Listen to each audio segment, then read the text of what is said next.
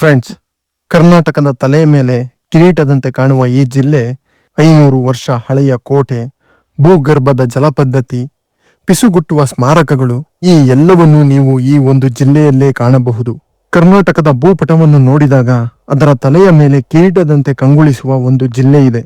ಅದೇ ನಿಸರ್ಗದತ್ತ ಸುಂದರ ತಾಣ, ಇತಿಹಾಸದ ಗಣಿ ಬೀದರ್ ಜಿಲ್ಲೆ.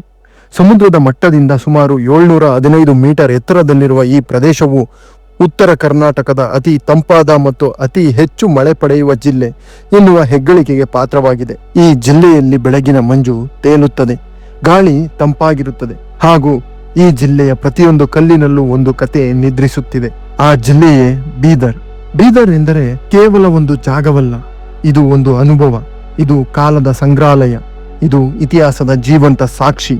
ಫ್ರೆಂಡ್ಸ್, ಬೀದರ್ ಎಂದರೆ ಕೇವಲ ಒಂದು ನಗರವಲ್ಲ, ಇದು ಶತಮಾನಗಳ ಕಾಲ ಆಳಿದ ರಾಜವಂಶಗಳ ನೆಲೆಬೀಡು, ಪಿಸುಗುಟ್ಟುವ ಸ್ಮಾರಕಗಳ ನಗರ, the city of whispering monuments ಎಂದು ಕರೆಯಲ್ಪಡುವ ಇಲ್ಲಿನ ಪ್ರತಿ ಕಲ್ಲು ಕೂಡ ಒಂದು ಕಥೆಯನ್ನು ಹೇಳುತ್ತದೆ.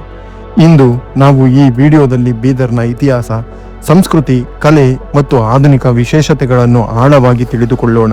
ಬೀದರ್ ಎಂಬ ಹೆಸರು ಹೇಗೆ ಬಂತು ಎಂಬ ನಮ್ಮ ಪ್ರಶ್ನೆಗೆ ಉತ್ತರ, ಸ್ಥಳೀಯರ ಪ್ರಕಾರ ಇಲ್ಲಿ ಹಿಂದೆ ಹೇರಳವಾಗಿ ಬೆಳೆಯುತ್ತಿದ್ದ ಬಿದಿರಿನಿಂದಾಗಿ ಈ ಊರಿಗೆ ಬಿದರೂರು ಎಂಬ ಹೆಸರು ಬಂತು. ಮುಂದೆ ಅದನ್ನು ಬಿದರೆ ಎಂದು ಕರೆಯುತ್ತಿದ್ದರು.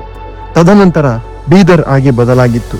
ಇಲ್ಲಿ ಕೇವಲ ಹೆಸರುಗಳು ಬದಲಾಗುತ್ತದೆ ಹೊರತು ಅದರ ನೆನಪುಗಳು ಹಾಗೆಯೇ ಉಳಿಯುತ್ತದೆ. ಬಿದರೂರು, ಬೀದರೆ, ಬೀದರ್ ಇದು ಕೇವಲ ಪದಗಳ ಬದಲಾವಣೆ ಅಲ್ಲ, ಇದು ಶತಮಾನಗಳ ಪ್ರಯಾಣ. ಪುರಾಣಗಳ ಪ್ರಕಾರ ಮಹಾಭಾರತದ ವಿದುರ ಇಲ್ಲಿ ವಾಸವಾಗಿದ್ದರಿಂದ ಇದನ್ನು ವಿದುರ ನಗರ ಎಂದು ಕರೆಯಲಾಗುತ್ತದೆ. ಪರ್ಷಿಯನ್ ಭಾಷೆಯಲ್ಲಿ ಬಾದರ್ ಎಂದರೆ ಪೂರ್ಣಚಂದ್ರ ಎಂದರ್ಥ. ಬಹುಮನಿ ಸುಲ್ತಾನರ ಕಾಲದಲ್ಲಿ ಈ ನಗರಕ್ಕೆ ಮೊಹಮ್ಮದಾಬಾದ್ ಎಂಬ ಹೆಸರು ಇತ್ತು. ಸ್ನೇಹಿತರೆ, ಒಂದು ನಗರಕ್ಕೆ ಎಷ್ಟು ಹೆಸರುಗಳಿರುತ್ತವೆಯೋ ಅಷ್ಟು ಕಥೆಗಳಿರುತ್ತದೆ, ಅಷ್ಟು ಸಂಸ್ಕೃತಿಗಳಿರುತ್ತವೆ. ಇನ್ನು ನಾವು ಭೌಗೋಳಿಕವಾಗಿ ನೋಡುವುದಾದರೆ ಬೀದರ್ ಈಶಾನ್ಯ ಕರ್ನಾಟಕದಲ್ಲಿದ್ದು ಮಹಾರಾಷ್ಟ್ರ ಮತ್ತು ತೆಲಂಗಾಣದ ಗಡಿಗಳನ್ನು ಹಂಚಿಕೊಳ್ಳುತ್ತದೆ. ಮಾಂಜ್ರಾ ಮತ್ತು ಕಾರಂಜಾ ಈ ಜಿಲ್ಲೆಯ ಪ್ರಮುಖ ನದಿಗಳು. ಇಲ್ಲಿನ ಕೆಂಪು ಮಣ್ಣು ದಾಳಿಂಬೆ ಮತ್ತು ಬೇಳೆಕಾಳುಗಳ ಬೆಳೆಗಳಿಗೆ ಅತ್ಯಂತ ಸೂಕ್ತವಾಗಿದೆ. ಇಲ್ಲಿನ ಮಣ್ಣು ಕೆಂಪಾಗಿರುವುದು ಕೇವಲ ಬಣ್ಣದ ಕಾರಣದಿಂದ ಮಾತ್ರ ಅಲ್ಲ, ಇದು ಇತಿಹಾಸದ ಉಷ್ಣತೆಯನ್ನು ಹೊತ್ತಿದೆ, ಇದು ರೈತರ ಪರಿಶ್ರಮವನ್ನು ಹೊತ್ತಿದೆ. ಈ ಮಣ್ಣೇ ಇಲ್ಲಿನ ಜನರಿಗೆ ಜೀವನದ ಮೂಲ. ಬೀದರ್ ಇತಿಹಾಸವು ಅತ್ಯಂತ ರೋಚಕ. ಮೌರ್ಯರು, ಶಾತವಾಹನರು, ರಾಷ್ಟ್ರಕೂಟರು ಮತ್ತು ಚಾಲುಕ್ಯರಿಂದ ಹಿಡಿದು ಬಹುಮನಿ ಮತ್ತು ಬಿರಿದ್ ಶಾಹಿ ಸುಲ್ತಾನರವರೆಗೆ ಅನೇಕ ರಾಜವಂಶಗಳು ಇಲ್ಲಿ ಆಳ್ವಿಕೆ ನಡೆಸಿವೆ. ಇಲ್ಲಿ ಆಳ್ವಿಕೆ ನಡೆಸಿದ ಪ್ರತಿ ರಾಜವಂಶವು ಇಲ್ಲಿ ತನ್ನದೇ ಆದ ಗುರುತನ್ನು ಬಿಟ್ಟಿದೆ. ಪ್ರತಿ ಯುದ್ಧವೂ ಒಂದು ಕಥೆಯನ್ನು ಹುಟ್ಟಿಸಿದೆ, ಪ್ರತಿ ವಿಜಯವೂ ಒಂದು ಸ್ಮಾರಕವಾಗಿ ಉಳಿದಿದೆ. ಬೀದರ್ನ ಪ್ರಮುಖ ಆಕರ್ಷಣೆ ಎಂದರೆ 500 ವರ್ಷಗಳಿಗಿಂತಲೂ ಹಳೆಯದಾದ ಬೀದರ್ ಕೋಟೆ.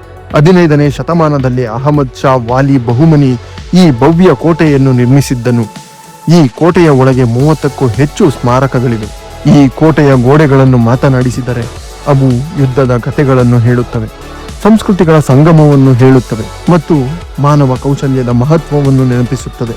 ಅವುಗಳಲ್ಲಿ ವರ್ಣರಂಜಿತವಾದ ರಂಗೀನ್ ಮಹಲ್, ಸುಂದರ ನಕಾಶೆಯ ತಕ್ ಮಹಲ್ ಮತ್ತು 16 ಪಿಲ್ಲರ್ಗಳಿರುವ ಸೋಲಾ ಕಂಬ್ ಮಸೀದಿ ಅತ್ಯಂತ ಸುಂದರವಾದವುಗಳು.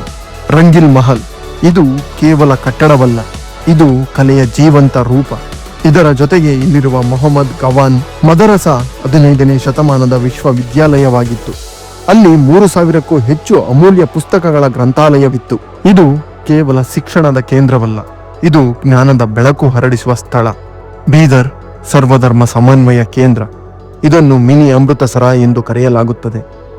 ಇಲ್ಲಿ ಧರ್ಮಗಳು ಬೇರ್ಪಡುವುದಿಲ್ಲ, ಅವು ಒಂದಾಗುತ್ತವೆ.